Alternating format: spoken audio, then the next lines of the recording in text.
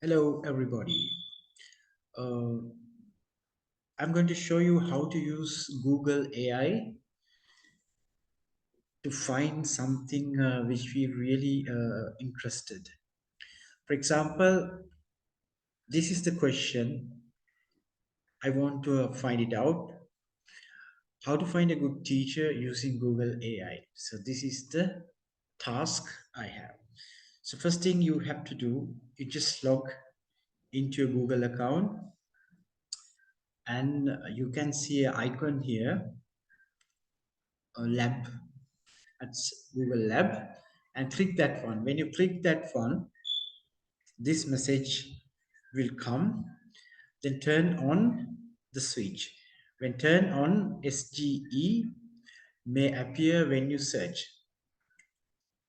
So then you turn it on. After that, you can start your search.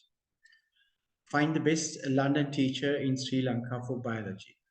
So if you type this one, then you get this information as a Google AI. However, generative AI is experimental.